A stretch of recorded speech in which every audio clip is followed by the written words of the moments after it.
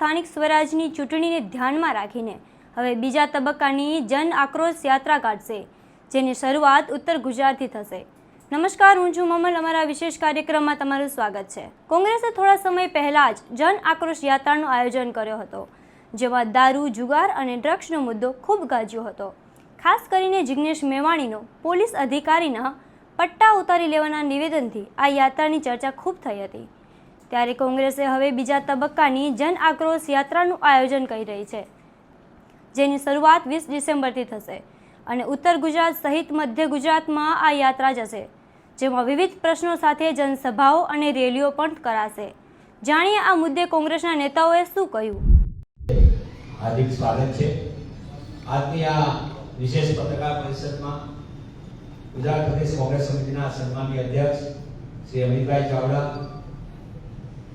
વિધાનસભા કોંગ્રેસ પક્ષના નેતા સન્માનીય ડોક્ટર તુષાર ચૌધરીજી સંબોધન કરશે. આજની આ પત્રકાર પરિષદમાં મારા સાથી ભાઈ Shri Hemangbhai, doctor Hiren Banker, doctor Amit નાયક ઉપસ્થિત છે. આપ સૌનું પુનઃ સ્વાગત કરીને હું વિનંતી કરું છું ગુજરાત પ્રદેશ કોંગ્રેસ સમિતિના સન્માનીય અધ્યક્ષ શ્રી અમિતભાઈ ચાવડાને તેઓ આજની આ વિશેષ પત્રકાર પરિષદને સંબોધન કરે. સન્માનીય અમિતભાઈ.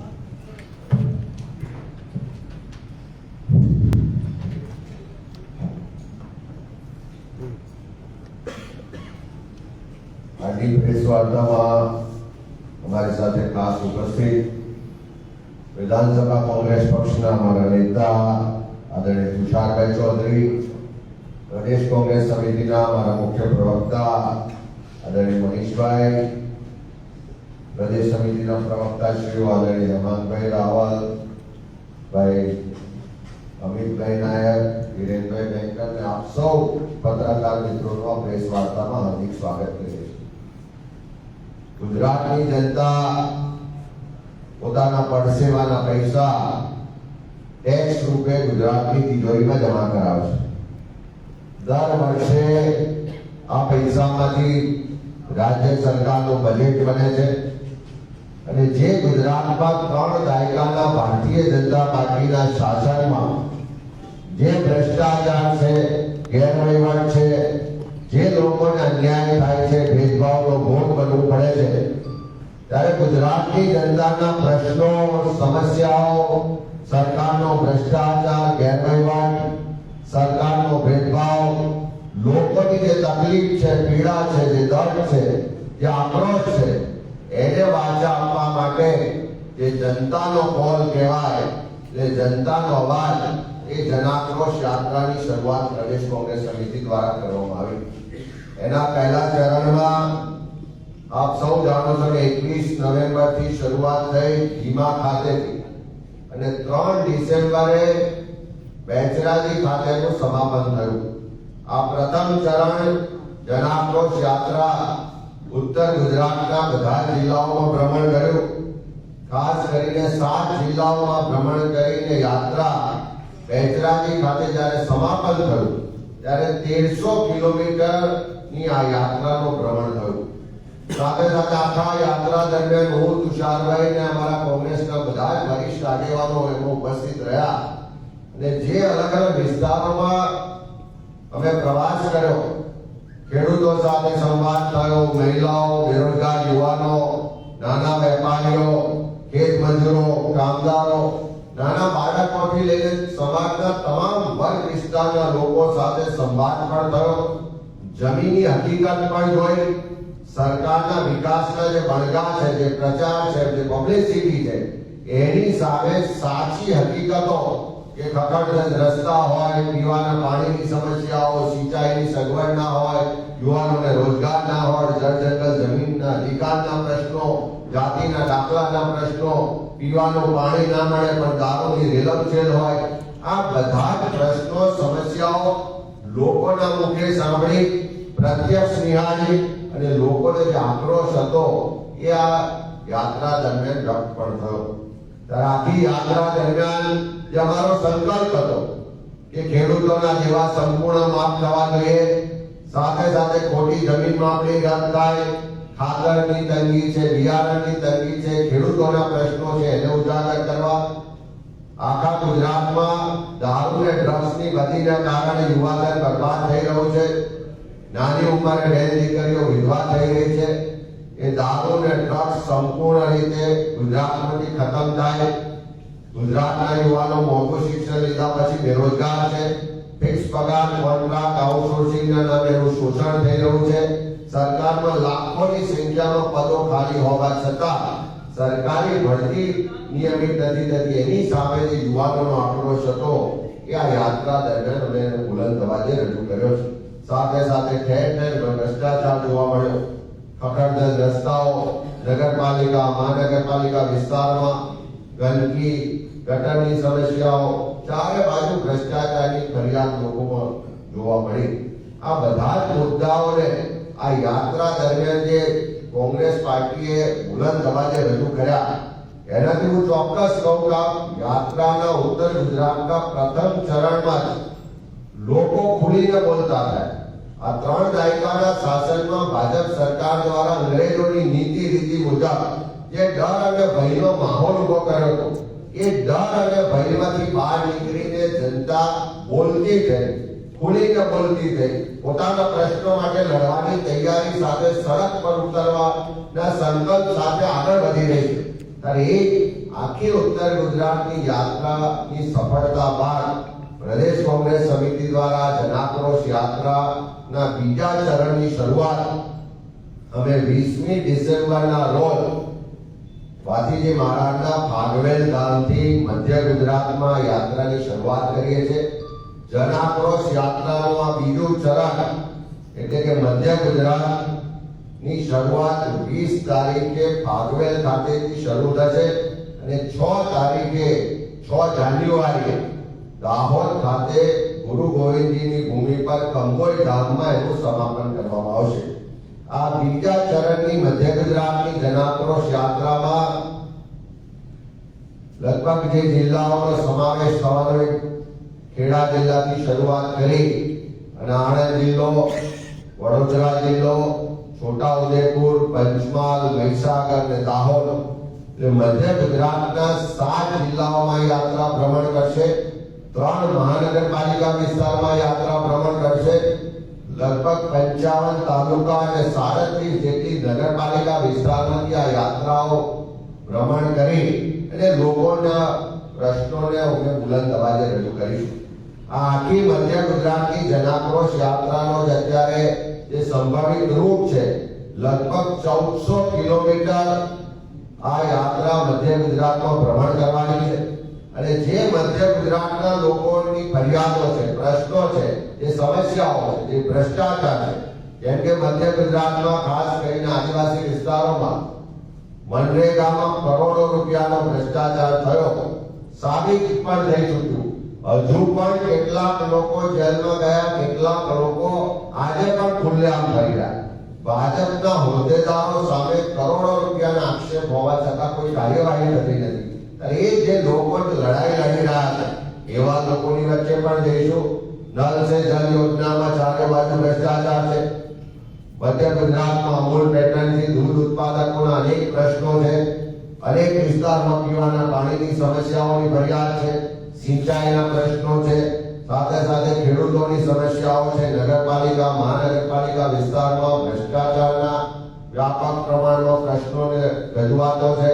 વડોદરા જેવું મહાનગર હોય કે જ્યાં આગળ પૂરને કારણે દર વર્ષે શહેર બરબાદ થઈ જાય છે. કરમસદ હોય તો જે સરદાર સાહેબની કર્મભૂમિ છે એના પોતાની ઓળખના પ્રશ્નો માટે લોકો લડી રહ્યા છે. આ તમામ લોકોના પ્રશ્નોને પણ આ યાત્રા દરમિયાન સાંભળીશું.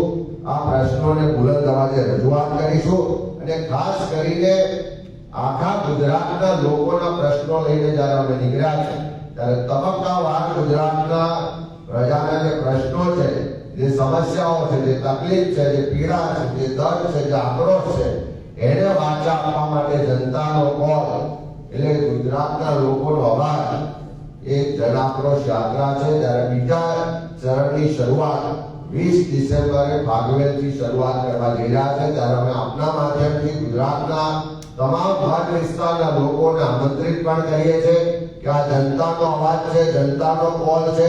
અત્યારે કોઈ ચૂંટણી નથી, કોઈ મત નથી લેવાના, પણ જે સરકાર ટેક્સ લે છે, જે સરકાર પ્રજાના મત મેળવીને સત્તા પર બેઠા છે, એવા લોકો પ્રજાનો અવાજ નથી સાંભળતા.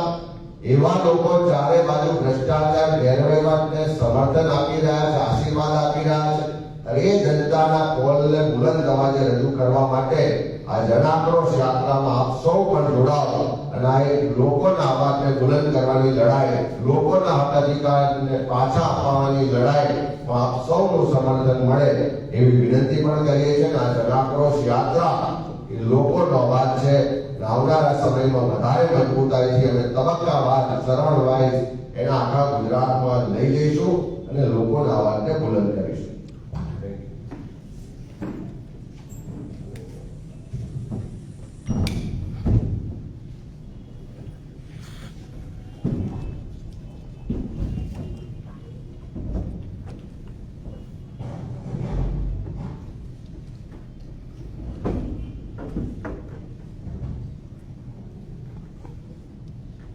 આજની પ્રેસ કોન્ફરન્સમાં ઉપસ્થિત આદરણીય પ્રદેશ પ્રમુખ શ્રી અમિતભાઈ, પ્રવક્તા શ્રી મનીષભાઈ, શ્રી હેમાંગભાઈ, હિરેનભાઈ, શ્રી અમિતભાઈ, ઉપસ્થિત આપ સૌ પત્રકાર મિત્રો, સૌપ્રથમ આપ સૌનું અહીંયા પ્રદેશ સમિતિમાં હાર્દિક સ્વાગત કરું છું.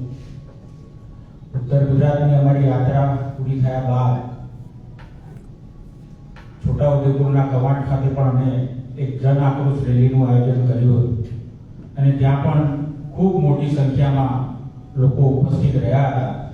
એટલે હવે લોકો ધીરે ધીરે બહાર આવી રહ્યા છે, લોકો ધીરે ધીરે બોલતા થયા છે કે આજે આપ સૌ જાણો છો કે ગુજરાતમાં જે રસ્તાની પરિસ્થિતિ છે, એ ખાડો છે કે રસ્તો છે ખબર નથી પડતી, એમાં નાનામાં નાના ગુજરાતી પણ એવું માનતું થયો છે કે વ્યાપકપણે માર્ગ મકાન વિભાગમાં ભ્રષ્ટાચાર ચાલી રહ્યો હોવાને કારણે, તગડું કમિશન આપવાના કારણે આ રસ્તાની બદહાલ સ્થિતિ થઈ છે. તાજેતરમાં જ વલસાડ ખાતે પણ એક બ્રિજ તૂટી પડ્યો. એ પહેલા પાલનપુર હોય, આણંદમાં બ્રિજ તૂટી પડવાની ઘટના હોય, મોરબીનો ઝૂલતો પુલ હોય, તો ભ્રષ્ટાચાર એટલી હદે વ્યાપી ગયો છે ને એક નવો અપનામને ટ્રેન્ડ પણ જોવા મળી ગયો છે કે ભારતીય જનતા પાર્ટીના ધારાસભ્યો પણ હવે સરકાર વિરુદ્ધ, અધિકારી વિરુદ્ધ બોલતા થયા છે. એ લોકો ફરિયાદ કરી રહ્યા છે કે અધિકારીઓ અમારું સાંભળતા નથી, અમારા કોઈ કામ થતા નથી. તો આ સરકાર વહીવટ કોના માટે કરે છે એ જ ખબર નથી પડતી. ધારાસભ્યો, શાસકીય પક્ષના, સત્તાધારી પક્ષના ધારાસભ્યોનો અવાજ ના સંભળાતો હોય તો સામાન્ય જનતાની શું વાત કરવી. એટલે એના જ કારણે આજે અમારી જન આક્રોશ યાત્રાને ઉત્તર ગુજરાતમાં પણ સારામાં સારો પ્રતિસાદ મળ્યો છે અને મધ્ય ગુજરાતમાં પણ અમને વિશ્વાસ છે કે ઉત્તર ગુજરાત કરતા પણ સારો પ્રતિસાદ અમને મધ્ય ગુજરાતમાં પણ મળશે.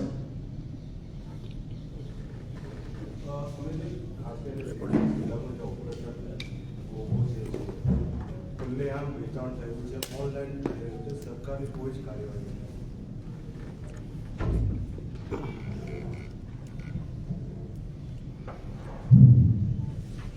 ગુજરાતમાં જે રીતે દારૂની સાથે ડ્રગ્સની બધી વધી રહી છે, આજે એક પરિવારને ચિંતા છે કે મારો દીકરો દીકરી ક્યાંક ડ્રગ્સના રવાડે ના ચડી જાય, એની જિંદગી બરબાદ ના થઈ જાય. અને એક પરિવારને ચિંતા હોવા છતાં આ હપ્તા રાજને કારણે દર મહિને કરોડો રૂપિયાનો હપ્તો મળવાને કારણે સરકારના મુખ્યમંત્રી કે સરકારના ગૃહમંત્રી કે સરકારને કોઈ પણ જાતની ચિંતા નથી. આ ગુજરાત ઉડતા ગુજરાત બનવા તરફ આગળ વધતું હોય, એક પરિવાર આજે ચિંતાના, ભયના ઓથાર હેઠળ જીવતો હોય, યુવા પેઢી આજે નશાના રવાડે ચડીને એની ભવિષ્ય બરબાદ થઈ રહ્યું હોય એવી સ્થિતિ હોય, ત્યારે એવા સંજોગોમાં ભોગા હોય કે બાકીના અનેક એવા પદાર્થો છે, અનેક એવા માધ્યમો છે કે જેનાથી આ ડ્રગ્સનું સેવન દિવસે દિવસે ખૂબ વધી રહ્યું છે.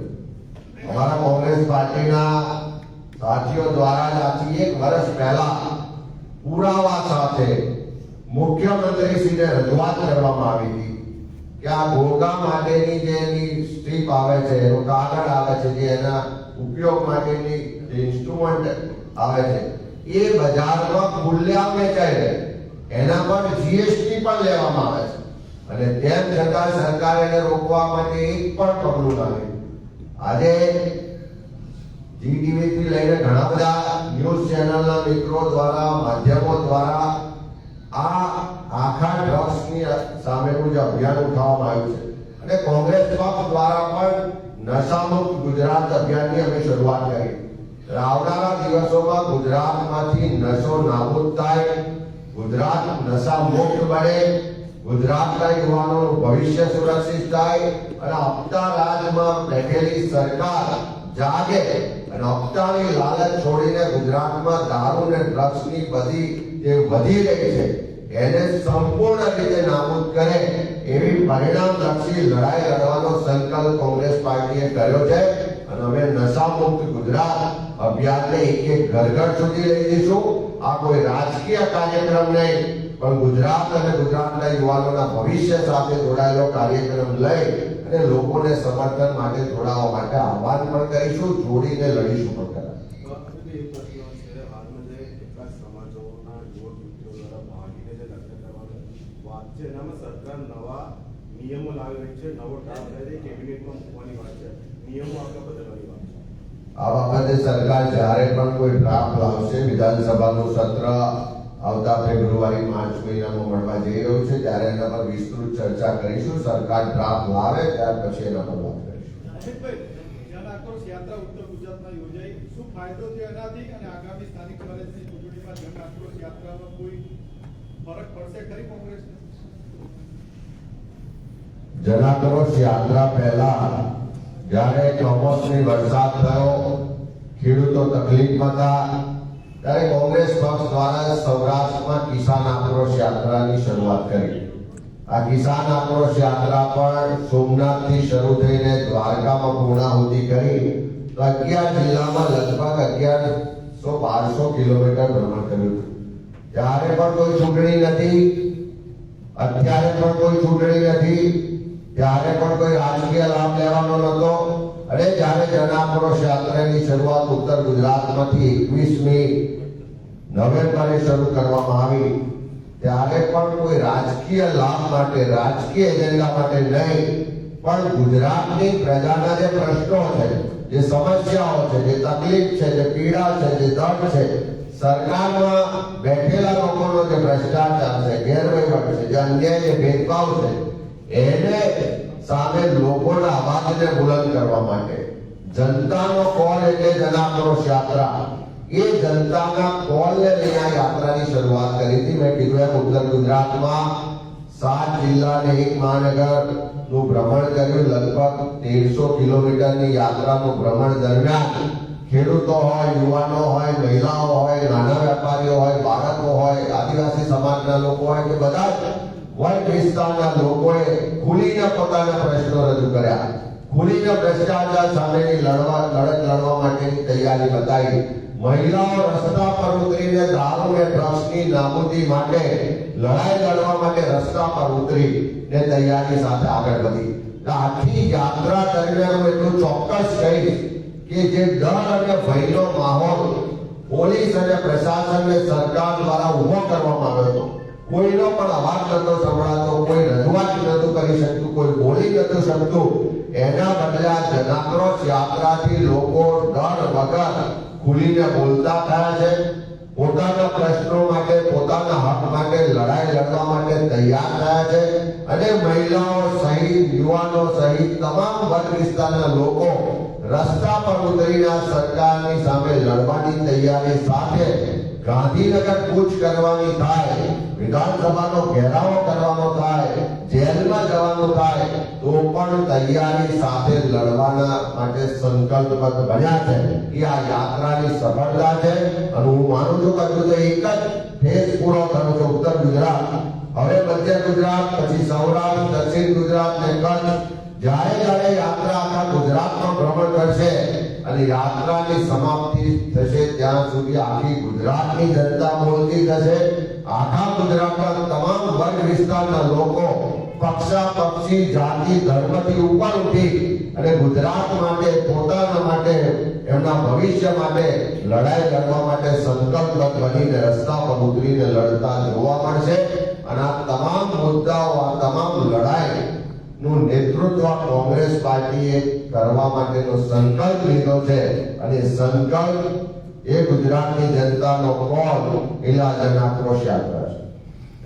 अमित भाई, मेरा प्रश्न आपसे इस संदर्भ में है, संसद के बाहर आज दीपेंद्र हुड्डा ने ये आक्षेप लगाए हैं कि हरियाणा को मेजबानी नहीं दी जा रही, गुजरात को ही दी जा रही है कॉमनवेल्थ को लेकर के। उन्होंने कहा कि मेडल जब हरियाणा लेकर के आता है तो गुजरात को क्यों मेजबानी दी जा रही है, कम से कम हरियाणा को सह मेजबान बनाया जाए। आप क्या स्टैंड रखते हैं इस पर? कॉमनवेल्थ गेम की मेजबानी किसको मिलनी चाहिए, उसके जो भी क्राइटेरिया है, जो भी प्रोसीजर है, वो अलग बात है। लेकिन जहां तक गुजरात का सवाल है, हमने पहले भी बोला था कि कॉमनवेल्थ की मेजबानी गुजरात को मिली हमें आनंद है। लेकिन कॉमनवेल्थ गेम में गुजराती कितने पार्टिसिपेट कर पाएंगे, हम कितने सफल हो पाएंगे, उसके लिए हमें तो हमारे बच्चों को, हमारे नौजवानों को तैयार करना है। उसके लिए आज हमारे स्कूल्स में देखें तो कहीं स्पोर्ट्स टीचर की जगह ही नहीं बनी गई। सालों से हमारे वहां हजारों की संख्या में क्वालिफाइड स्पोर्ट्स टीचर है, लेकिन ये सरकार कहीं भर्ती ही नहीं कर रही है। हमारे पास आज भी काफी स्कूल्स, कॉलेज ऐसे हैं कि जहां स्पोर्ट्स का मैदान ही नहीं है।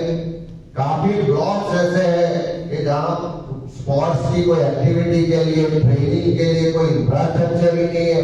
हर साल सरकार रमतोत्सव कर रही है, करोड़ों रुपए बर्बाद कर रही है, करोड़ों रुपए पब्लिसिटी में गवा रही है।